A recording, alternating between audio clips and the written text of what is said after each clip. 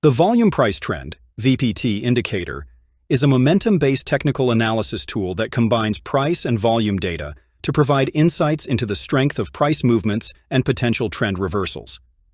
Here's a detailed explanation of how it works and how it can be used in trading. The VPT is calculated by adding or subtracting a portion of the current day's volume based on the percentage change in the price compared to the previous day's close. The VPT indicator accumulates volume, adding it on up days and subtracting it on down days, similar to the on-balance volume indicator.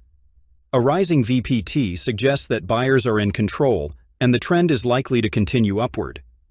Conversely, a falling VPT indicates that sellers are in control and the trend may continue downward. When the VPT diverges from the price, it can signal potential trend reversals. For example, if the price makes a new high but the VPT does not, it may indicate a weakening uptrend.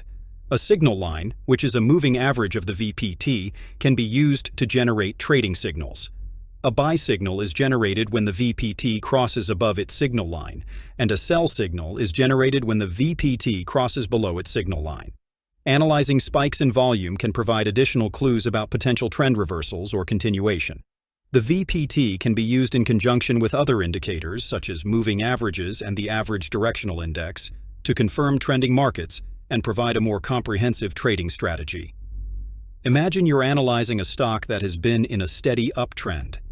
If the VPT continues to rise along with the price, it confirms the strength of the uptrend. However, if the price makes a new high but the VPT fails to make a new high, it may signal a potential trend reversal, suggesting you might want to prepare for a possible decline.